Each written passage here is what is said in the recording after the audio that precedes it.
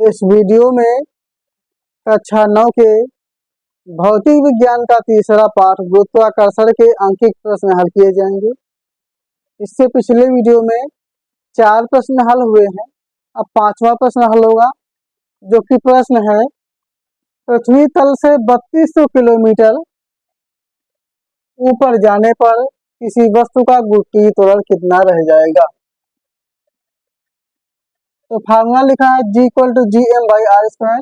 ये जो फार्मूला है गुरुत्वीय त्वरण निकालने का है। तो इसमें 2 कंडीशन है, एक तो पृथ्वी तल पर, दूसरा पृथ्वी तल से 3200 किलोमीटर ऊपर जाना। तो यहाँ पे त्रिज्या दी गई है पृथ्वी की 6400 किलोमीटर। अब इसको रखेंगे तो 2 स्थितियां लेंगे। एक स्थिति ले लेते हैं G1 और एक G2, जिसमें से जो G1 स्थिति है ये धरती पर की है और G2 जब धरती से ऊपर जाएंगे तब के लिए। तो फार्मूला होता है G = gm/r²। तो इसको करेंगे r1² बटा में इसको कर देंगे r2²। फिर G1 का मान तो ऐसे फिक्स ही होता है 9.8, तो 9.8 ले लेते हैं, क्योंकि पृथ्वी पर गुरुत्वीय त्वरण वही है। अब ऊपर जाने पे क्या होगा वो निकालना है। तो gm/r1² इंटू r2²/gm। तो gm से gm काट देंगे, द्रव्यमान वही है, गुरुत्वाकर्षण का नियतांक भी वही रहता है। अब r2 का मान रखना है। तो 9.8/g2 = r2 यानी कि ऊपर का। तो 6400 किलोमीटर तो है ही, लेकिन जब ऊपर जाएंगे तो ऊपर जब जा रहे हैं 6400 और प्लस में, क्योंकि जब ऊपर जा रहे हैं तो कह रहा है 3200 किलोमीटर बढ़ जाता है। तो 6400 + 3200 किलोमीटर, जबकि नीचे वाला क्या है, यानी जो r1 है, r1 का जो मान है ये सिर्फ कितना है 6400 किलोमीटर।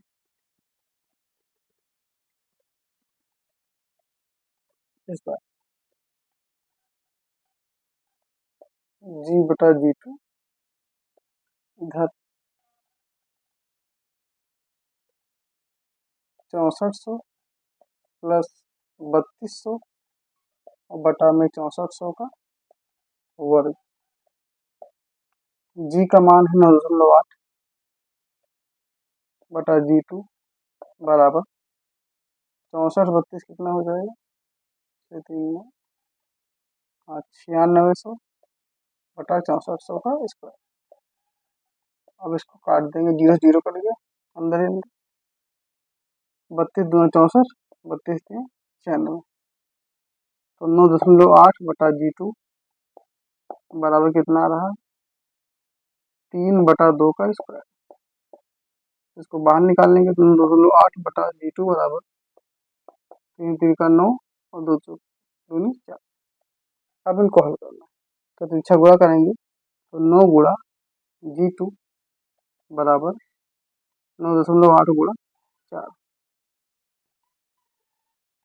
अब इनको हल कर लेंगे तो G2 बराबर गुणा करें कितना है, 8 चौके नहीं 4 6 32, 9 चौके 36, 36 3 39, 39.2 और 9 जो गुणा में चला गया बटा में। अब इन्हें में हल करना है तो हल करने पे क्या आंसर प्राप्त होता है, काटेंगे तो 9 चौके 36 दशमलव लगा, बचा कितना 3, तो 3 और 2, फिर 9 3 27, 9 3 27 तो कितना बचता है 5, 5 और 0, 9 5 45, 4.35। तो G2 = 4.35 मीटर पर सेकेंड स्क्वायर आंसर। तो पृथ्वी से जब 3200 किलोमीटर ऊपर जाएंगे तो ऊपर जाने के बाद जो गुरुत्वीय त्वरण प्राप्त होगा वो 4.35 मीटर पर सेकेंड स्क्वायर होगा, यानी कि घट जाएगा गुरुत्वीय त्वरण, जबकि पृथ्वी कितना है 9.8। तो यहाँ पे क्या है, गेंद को ऊपर फेंका जा रहा है। तो गेंद जब ऊपर जाएगी तो इसका हम जो मान लेंगे जी का वो माइनस में लिया जाएगा, यानी जो जी का मान होगा वो -9.8 मीटर पर सेकेंड स्क्वायर लिया जाएगा। उसका कारण यह है कि गेंद जो है ऊपर जा रही है, गुरुत्वाकर्षण के खिलाफ हो रहेगा। ऊंचाई के दिए हैं h 490 मीटर। प्रारंभिक प्रक्षेपण वेग तथा उच्चतम बिंदु तक ले जाने में लगा समय ज्ञात करना है। तो प्रारंभिक प्रक्षेपण वेग यानी कि u अज्ञात है। अब गेंद फेंकने से पहले, क्योंकि जब गेंद फेंका गया तो 490 मीटर गई, अब जाने के बाद उसका वेग वहां पे रुक जाएगा, तो जो अंतिम वेग आ जाएगा वो होगा 0 और समय t ये सब निकालना है। अब गति के 3 समीकरण हैं, जो समीकरण सेट होता है उससे काम कर लेंगे। जैसे कि हमें u निकालना है और पता क्या है, g पता है, h पता है, t पता है। तो कौन सा फार्मूला होगा, एक है u equal to v equal to u minus a t, ठीक है। तो v equal to u minus g t use किया जाएगा, चाहे माइनस जी टी यूज करें चाहे प्लस जी टी यूज करके उसका मान कर दें, एक काम करते तो माइनस तरफ लगाते हैं, सूत्र ही सीधा रखते हैं, क्योंकि ऊपर जाने पर माइनस का मान लगता है, u माइनस जी टी कर लेंगे। अब सीधा सीधा हमें मान रखना है, तो u का मान है 0, v का मान 0 है, u निकालना है, माइनस g का मान 9.8, और टाइम भी नहीं पता तो ये फार्मूला नहीं लगेगा, पहले टाइम निकालना। तो टाइम भी नहीं पता तो इसके लिए लगाते हैं गति का दूसरा समीकरण v square equal to u square minus 2gh, इससे सही रहेगा। तो v का मान 0 है तो 0 स्क्वायर, u निकालना ही, 2 इंटू जी का मान 9.8 और h दिया है 490। तो u स्क्वायर को इधर लेता है क्योंकि जीरो से कोई मतलब नहीं, तो u स्क्वायर आ जाएगा माइनस में, इधर भी माइनस में हो जाएगा। इन सब का करना है गुणा, तो गुणा करने पे कितना आ रहा है 490 2 9.8, अब सबका गुणा है, तो गुणा कर लें,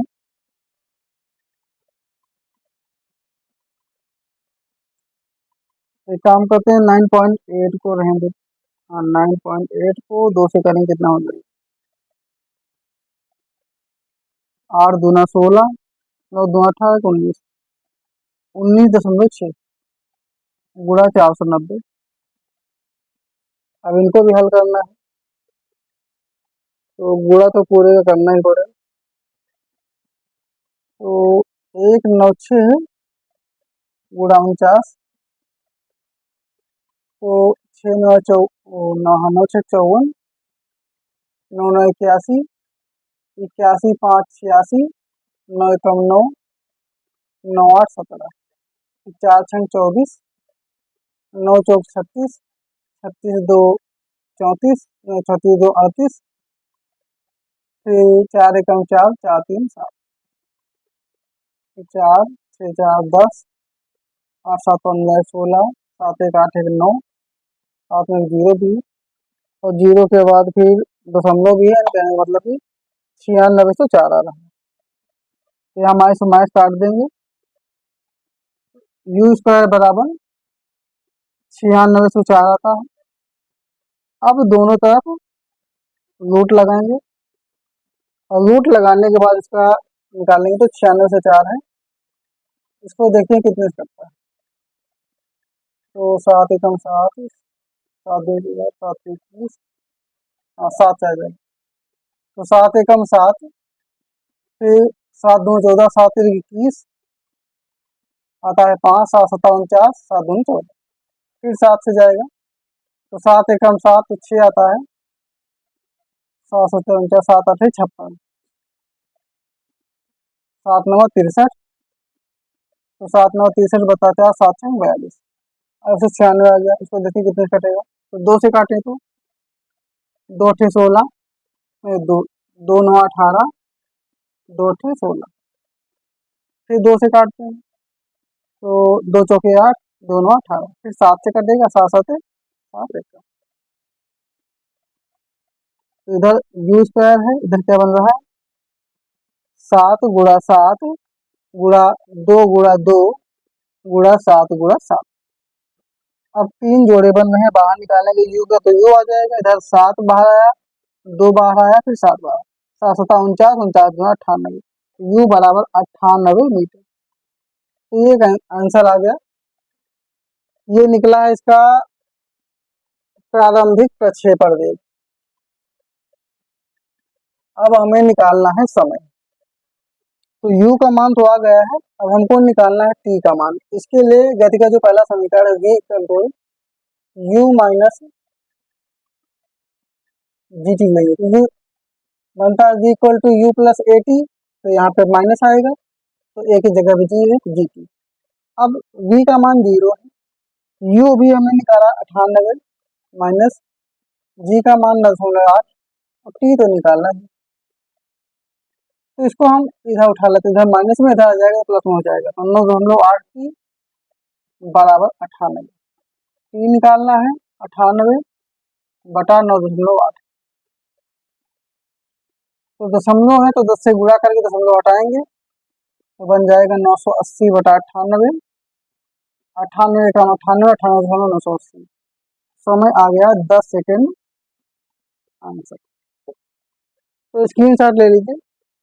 तो इस क्वेश्चन में जो बताया गया था, गेंद को ऊपर फेंका गया 490 मीटर, तो उसका जो प्रारंभिक प्रक्षेपण वेग वो 98 मीटर प्राप्त हुआ, और उच्चतम बिंदु तक जाने में जो समय, यानी से यहाँ से गेंद फेंकी गई थी, गेंद यहाँ तक पहुंचने में जो समय लगा वो 10 सेकंड।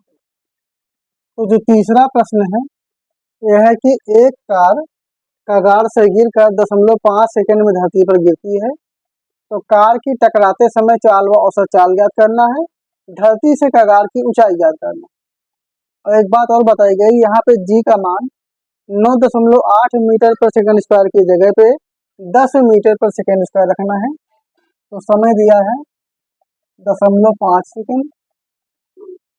अब इसका जो प्रारंभिक वेग होगा u हो जाएगा 0, अंतिम भी हमें निकालना है जो कि इसकी चाल होगी। तो फर्स्ट नंबर पे आते हैं। तो गति का प्रथम समीकरण है v equal to u plus g t. तो u का मान 0 है, g का मान यहाँ पे सवाल में बताया गया है 10 रखना है, 10 रख देंगे, ठीक है, 0.5 है, 10 का आधा 5 है, सीधी सी बात 0 प्लस 50.0, तो v आ गया कितना 5 मीटर पर सेकेंड आंसर। अब इसका हमें औसत चाल निकालना है। औसत चाल बराबर होता है प्रारंभिक वेग प्लस अंतिम वेग, यानी u प्लस v बाई 2। तो u है 0, v दिया है 5/2, यानी 5/2, 5 का 2 से काटेंगे तो आ जाएगा 2.5 मीटर पर सेकेंड आंसर। ये दो क्वेश्चन लगे। अब आगे क्या कह रहा है, धरती से कगार की ऊंचाई ज्ञात करना है।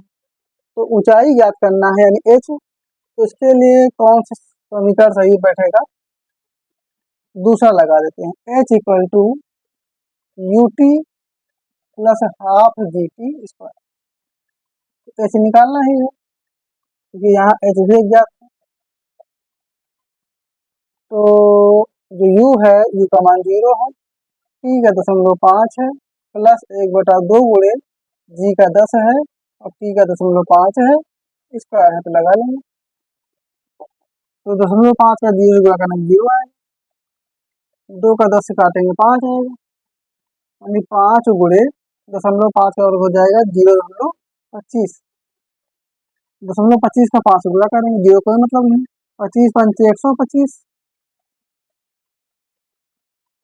फिर 0.2 अंक, तो 1.25 मीटर आ गया। तो प्रश्न ध्यान से देख लीजिए, इसमें क्या है कि जो चाल आई कार की गिरते समय वो 5 मीटर पर सेकेंड, औसत चाल 2.5 मीटर पर सेकेंड, और धरती से कगार की ऊंचाई निकली 1.25 मीटर। तो प्रश्न लग गया है। अब आते हैं 8वें प्रश्न पे, जो कि है एक वस्तु 10 मीटर ऊपर तक फेंकी गई, वस्तु कितने वेग से फेंकी गई और उच्चतम बिंदु तक पहुंचने में लगा समय ज्ञात करो। तो इसका स्क्रीनशॉट ले लीजिए।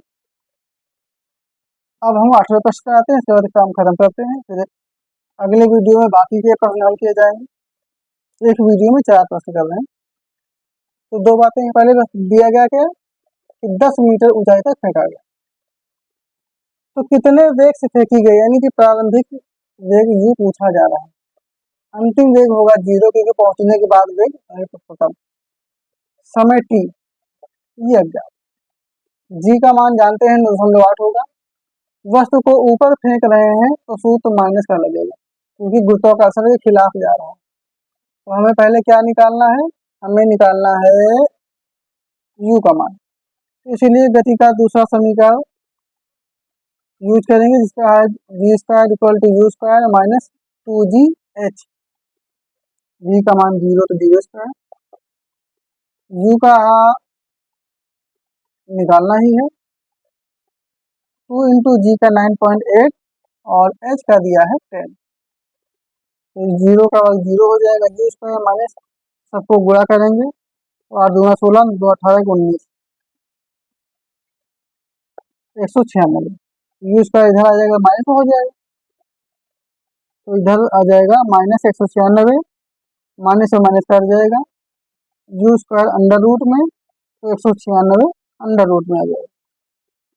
अब 196 कितने का रूट है, 196 कटता है कितने 7 से, 7 दूनी 14, तो बचा कितना 5, 7 8 56, फिर 7 दूनी 14 और 7 चौके 28, 2 दूनी 2 यानी कि 2 2 और 2 7 का जोड़ा बनना है। तो under root u² = under root 7 × 7 × 2 × 2, 2 से 2 और 7 से 7, u बराबर 7 × 2 तो 7 दूनी 14 मीटर आंसर आ गया। तो 14 मीटर के वेग से फेंका गया है। अब निकालना है समय।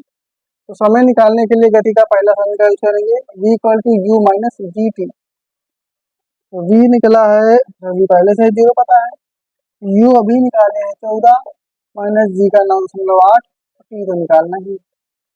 ये मान माइनस है, इधर लाएंगे प्लस हो जाएगा, 9.8 t = 14। तो t निकालना है तो 14/9.8, तो कट करने के बाद पहले दशमलव लगा के इसका 10 से गुणा करेंगे तो दशमलव खत्म हो जाएगा, 9.8। तो t बराबर बना 140/98। अब इसको काटेंगे हम 14 से, 14 7 98, 14 का हम 170, 7 एकम 7, 7 एकम 7 लगाएंगे दशमलव तो बचा कितना 3 0, 7 चौके 28 बचा 2, 7 हाँ 7 2 28, 7 2 14। तो t बराबर 1.42 सेकेंड आंसर आ गया। तो स्क्रीनशॉट लीजिए। इस प्रकार से 4 वीडियो मतलब कि 4 सवाल इस वीडियो में हो गए हैं। अब बाकी के 4 सवाल हम अगले वीडियो में करेंगे। तो ये वीडियो यहीं पे समाप्त करते हैं।